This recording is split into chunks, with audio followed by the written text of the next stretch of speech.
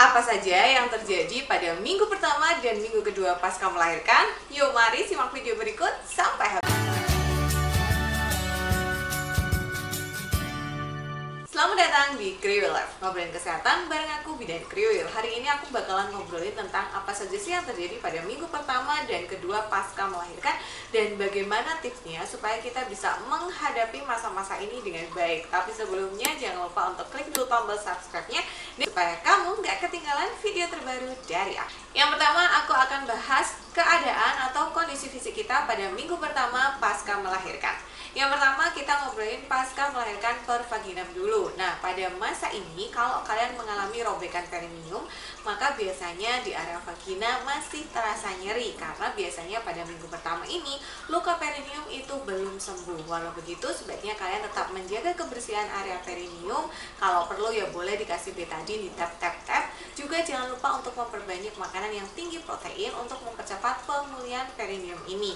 Pada minggu pertama ini biasanya masih mengeluarkan bleeding atau lokea.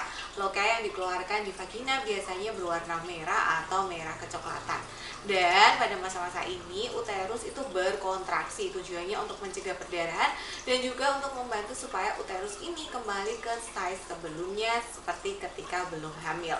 Nah, kadang-kadang kontraksi ini terjadi ketika kita menyusui, karena ketika menyusui otomatis kita mengeluarkan hormon oksitosin yang akan merangsang supaya uterus berkontraksi. Jadi pada minggu pertama ini kalau kalian menyusui terus mules, maka itu adalah kondisi yang normal. Kemudian pada ibu-ibu yang melahirkan secara SC, biasanya pada minggu pertama ini untuk bergerak masih agak sulit. Jadi untuk belajar berjalan, mungkin kalau misalnya dari duduk mau berdiri atau miring, itu biasanya luka pada area operasinya itu masih terasa nyeri. Tapi usahakan kalian untuk tetap beraktivitas dan bergerak supaya peredaran darahnya itu lancar, dan juga supaya otot-ototnya tuh nggak semakin kaku. Karena kalau misalnya kalian semakin jarang untuk beraktivitas, maka nanti justru ketika mulai beraktivitas itu akan terasa semakin nyeri. Pada minggu pertama ini sangat penting untuk menjaga area luka supaya tetap bersih dan kering. Jadi kalau misalnya ada masalah di perbannya, segera periksa ke dokter atau segera panggil perawat ya untuk ganti perban. Biasanya di 1 minggu pertama nanti ibu akan diminta untuk kembali untuk mengontrol bagaimana kondisi lukanya. Segera kontrol walaupun belum jadwal kontrol. Kalau di area luka itu tampak kemerahan, kemudian ibu merasa keluar nanah atau perbannya itu basah. Nah, pada minggu pertama ini ibu sudah tidak lagi pakai kateter, jadi silakan untuk belajar pipis dan buang air besar secara perlahan-lahan. Lalu itu kalau dari segi fisik, bagaimana kalau dari segi mental? Baik ibu yang melahirkan secara pervagina maupun ibu yang melahirkan secara ST, di minggu pertama ini adalah proses adaptasi. Biasanya yang cukup berat itu di hari ketiga, karena pada hari ketiga itu biasanya hormon-hormon persalinan itu mulai turun, hormon oksitosin dan prolaktin mulai naik, bayinya mulai sering menyusu, kadang ibu juga sudah kekurangan istirahat, sehingga pada hari ketiga ini rasanya berat banget. Ibu bisa mengalami seperti down, kurang bersemangat, sedih tiba-tiba, karena memang ada perubahan hormon dan ada adaptasi peran yang baru. Nah, untuk ASI sendiri biasanya di hari-hari pertama akan keluar kolostrum yang jumlahnya itu tidak terlalu banyak, biasanya berwarna kuning agak jernih atau kuning pekat atau coklat agak keputihan, dan nanti di hari ketiga biasanya ASI-nya akan mulai keluar. Nah, pada minggu pertama dan kedua itu biasanya karena belum ada balance atau keseimbangan antara supply and demand, beberapa ibu itu mengalami ASI-nya itu jadi banyak sehingga payudaranya itu jadi bengkak. Ada pula ibu yang mengalami keterlambatan keluarnya ASI karena ada traumatis saat persalinan, atau di hari-hari pertama kurang sering menyusui bayinya, atau bisa juga karena masalah hormonal. Karena itu penting sekali di awal kelahiran bayi, di sekitar 1-3 hari pertama, ibu itu menyusui bayi sesering mungkin setiap 2-3 jam untuk mencegah terjadinya payudara yang bengkak atau mencegah terjadinya keterlambatan ASI yang keluar.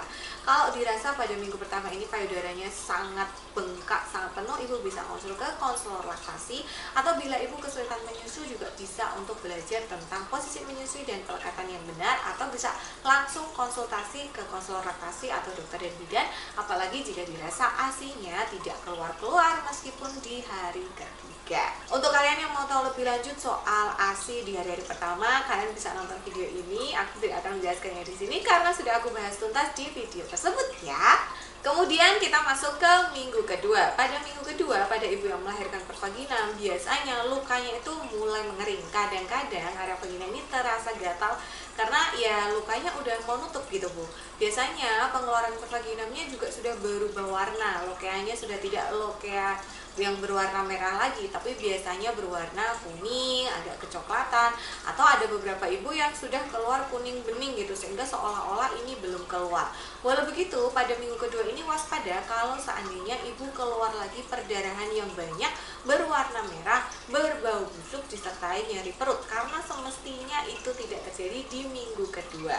Nah, pada minggu kedua ini biasanya ibu juga aktivitasnya sudah lebih santai dan sudah mulai bisa beradaptasi dengan ritme tidur bayi. Pada ibu yang melahirkan SC biasanya juga lebih sudah mudah untuk beraktivitas dan lukanya ini juga sudah mulai mengering, walaupun kadang-kadang ada beberapa yang gatal karena lukanya mulai. Dari sisi mental sendiri, di minggu kedua ini ada beberapa ibu yang mengalami baby blues. Baby blues ini cukup sering dialami dan wajar dialami oleh ibu baru, biasanya disebabkan karena kelelahan, adaptasi peran baru, dan perubahan hormonal. Soal baby blues aku sudah pernah bahas di video ini, dan baby blues ini sebaiknya memang ditangani. Maksudnya kalau dirasa sudah terlalu overwhelmed atau misalnya merasa galau tanpa sebab, sedih atau kecapean, segera minta tolong pasangan. Karena kalau misalnya baby blues ini tidak segera dihadapi atau kayak kita nanti justru nanti bisa menjadi lebih parah, menjadi postpartum depression. Baby blues sendiri biasanya cirinya itu ibu merasa sedih, ibu merasa tidak berguna, ibu merasa tidak bisa menjadi ibu, terus kadang-kadang ibu bahagia, jadi moodnya tuh naik turun, tapi ibu masih bisa menjalankan perannya sebagai ibu. Nah, kalau ini tidak dihadapi, kalau yang berkepanjangan itu bisa jadi postpartum depression, dimana kalau postpartum depression itu kebanyakan ibu sudah sulit untuk menjalankan perannya sebagai ibu, bahkan ada yang ingin menyakiti bayinya. Yang kedua ini biasanya untuk ASI itu mulai tubuh sudah bisa menyesuaikan dengan kebutuhan bayi, sehingga biasanya tidak akan terlalu bengkak lagi. Tapi tidak ada salahnya untuk memastikan posisi dan pelekatan yang benar, karena posisi dan pelekatan yang kurang benar itu biasanya pada minggu-minggu ini akan memunculkan keluhan seperti misalnya puting lecet. Buat kalian yang pengen belajar lebih lanjut soal menyusui, aku sering bikin kelas, kalian bisa cek kelas Bidan Kriwil untuk tahu jadwal-jadwalnya ya, atau kalian bisa juga tonton video playlist menyusui. Jadi memang menyusui ini tidak semudah yang dibayangkan, tapi tetap bisa dilakukan. Kalian boleh sedia juga krim untuk mengatasi puting lecet buat jaga-jaga. Boleh juga kalau misalnya mau beli alat untuk kompres payudara saat payudara itu dirasa kencang atau sakit. Pastikan untuk tetap menyusui bayi sesering mungkin, minimal 2-3 jam atau sesuai kemauan bayi. Kalian bisa cek produk yang aku mention tadi di kolom deskripsi ya.